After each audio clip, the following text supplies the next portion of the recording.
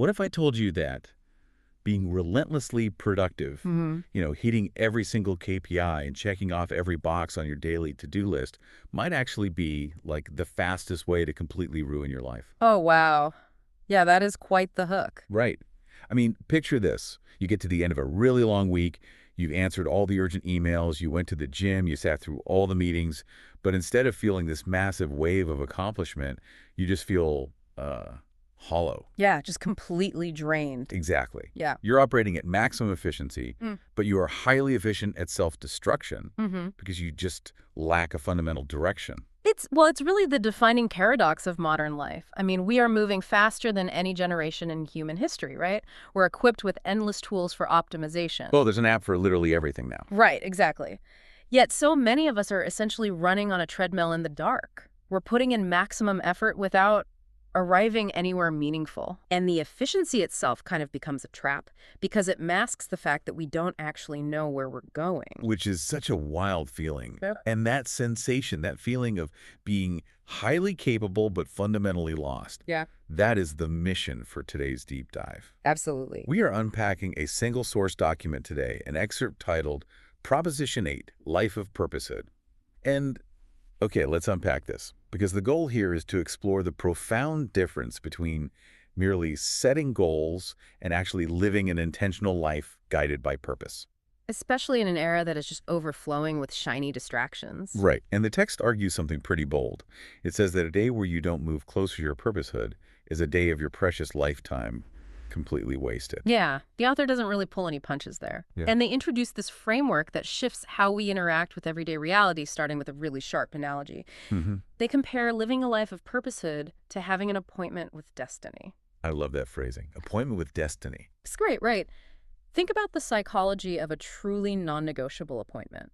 Like, if you are driving to the airport for a flight to your absolute dream destination, your entire mindset is just locked in. Right. The stakes are clear. Exactly. Like if I'm rushing to Terminal 3 and I see a brand new artisanal coffee shop open up on the corner, I am not pulling over. No way. I mean, I'm not going to risk missing the flight of a lifetime for a 30-minute cold brew detour.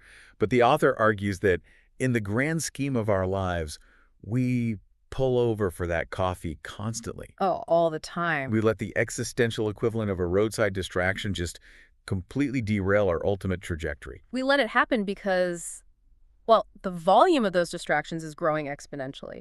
And the text is very clear that distractions aren't just external events, like phone notifications or breaking news. Right. They are also internal. So sudden emotional reactions, stray anxieties, or just impulsive desires. Yeah, that makes sense. Change is constant, so sensory input and potential detours are just constant too. Exactly. And if you don't have an automated way to process all that input, you are quite literally distracted from living your own life.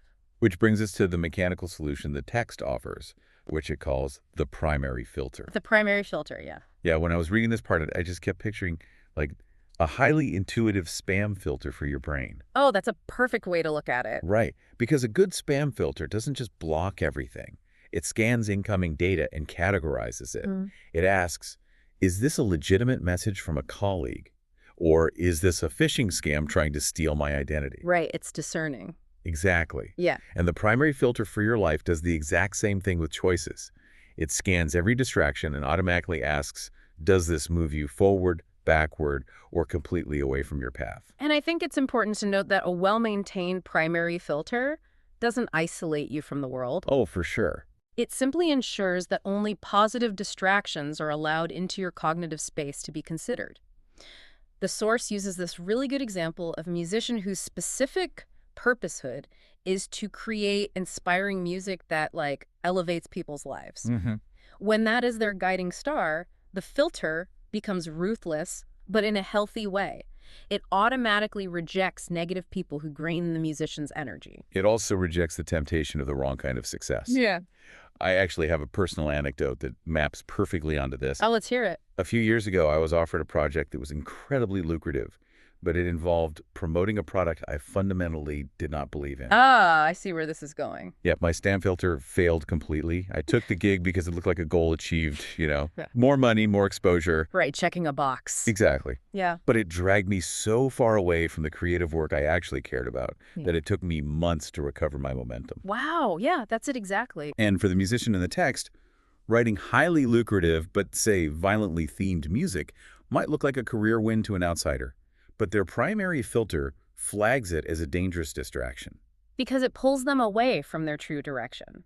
But conversely, that same filter might allow the musician to accept a sudden invitation to dinner with friends, or maybe take a spontaneous night off to watch a classic film. Right, because those are positive. Exactly. The filter recognizes those activities not as detours, but as positive distractions that widen their awareness, provide necessary rest, and ultimately, spark the creativity needed to fulfill their purpose. But wait, how does this framework handle the things we have to do? What do you mean? Like the obligations that feel like massive roadblocks to our ultimate goals, paying taxes, running mundane errands, familial duties. How do we keep those from feeling like we are missing our appointment with destiny?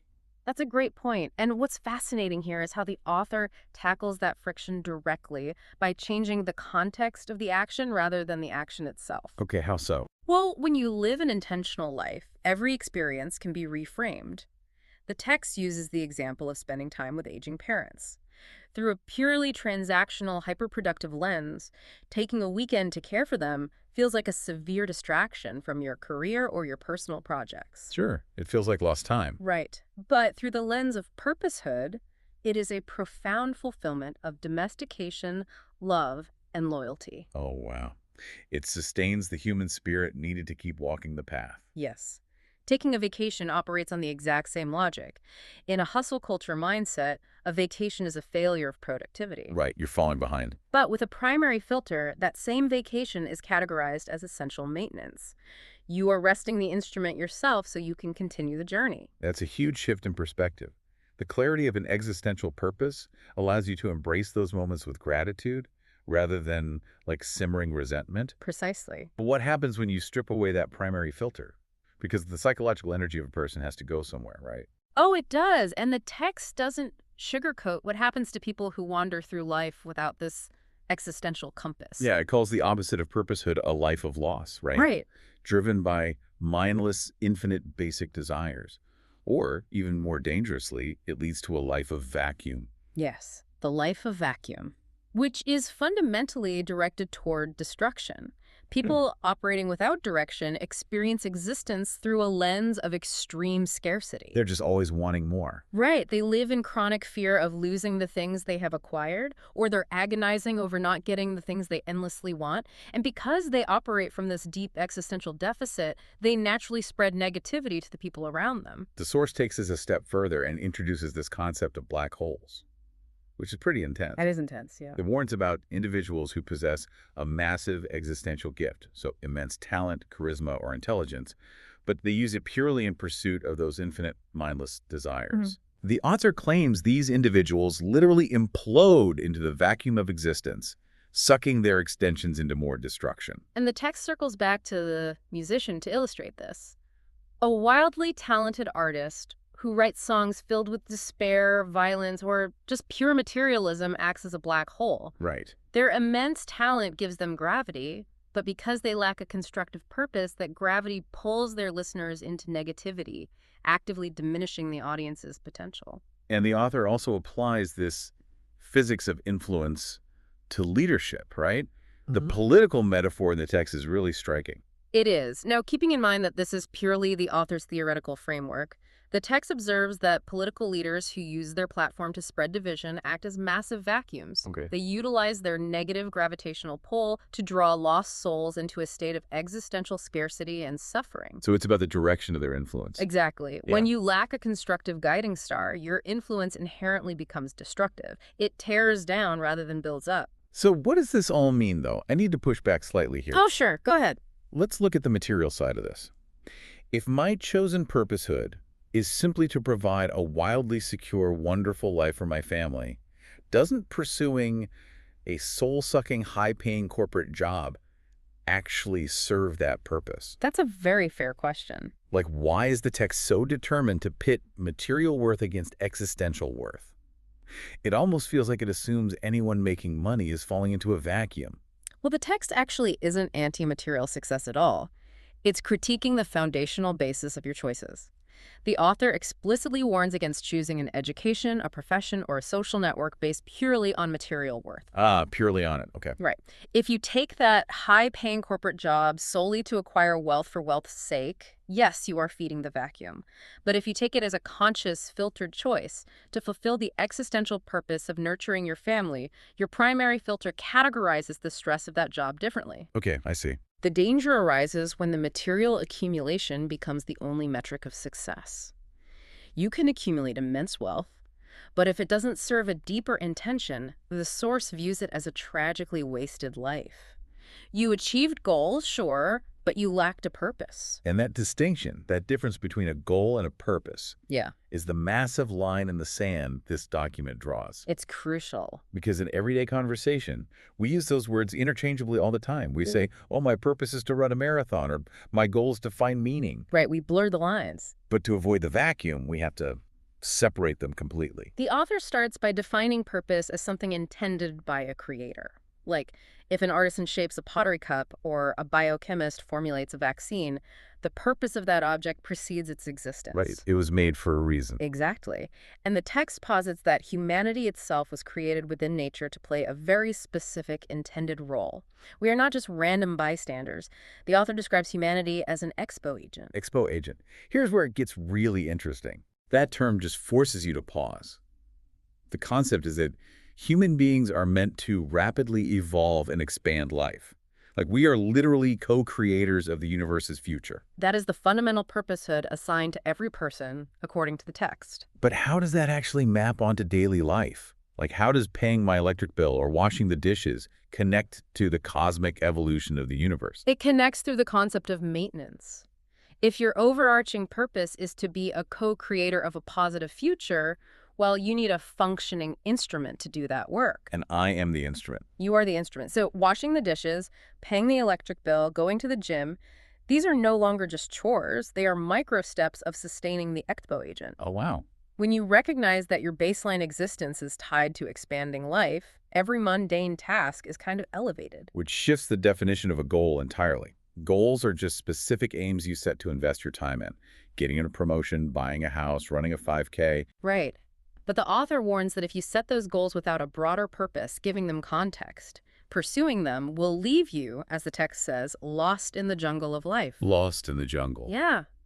Goals provide a destination, but they do not provide direction.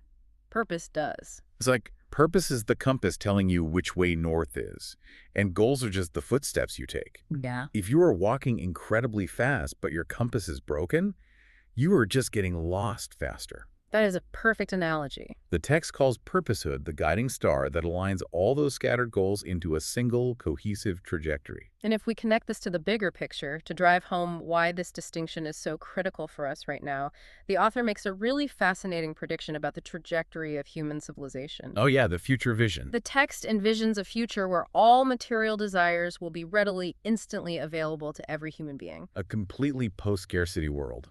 Like, no one has to hustle just to survive or pay rent or acquire luxury goods. Exactly. In a future of absolute material abundance, the pursuit of material goals completely loses its meaning. When everything is available to everyone, the only frontier left is the self. Wow. The author argues that in this impending future, living one's purposehood, fulfilling that existential desire, will literally be the only possible way to find true happiness and fulfillment. Because there's nothing else to strive for. Right. Practicing purposehood now isn't just a self-help strategy. It is preparation for the ultimate human condition. So if we synthesize everything we've pulled from Proposition 8, Yeah. Life of Purposehood, the core takeaway is essentially a trade. You are trading in the exhausting treadmill anxiety of endless, disconnected goals for the profound clarity of a single guiding star. Beautifully said. It's about building and trusting that primary filter so you stop letting roadside coffee stops make you miss your appointment with destiny. And it really requires recognizing your own existential worth. You have to ensure that your specific talents and daily efforts don't collapse into a black hole of wasted potential, but instead push outward, actively co-creating a better future. And the text leaves us with a grounding mantra to help operationalize this shift. It's something to really internalize for those moments when the volume of daily distractions just feels deafening. That's a great tool. The author writes, I breathe in purposehood. I breathe out gratitude. It's basically a mechanism to reset the primary filter. You're breathing in the intention of your guiding star, and you're breathing out gratitude for the positive distractions and, honestly, the friction of the journey itself. I breathe in purposehood. I breathe out gratitude. I love that. Yeah, it's very centering. As we wrap up today's deep dive, we want to leave you with a final thought to mull over. We talked about the author's vision of a post-scarcity future, a world where all your material needs are instantly met, stripping away your financial anxieties, your usual excuses, and all your busy work. No more survival noise. Exactly. So imagine you woke up in that exact future tomorrow. You have unlimited resources, zero material wants, and nothing but time. What is the very first thing your primary filter would allow you to create? When the noise of survival is completely silenced, what is the music you are actually meant to play? Keep those primary filters strong. Take a hard look at your to-do list and make sure you aren't mistaking the scenery for the destination. Until next time.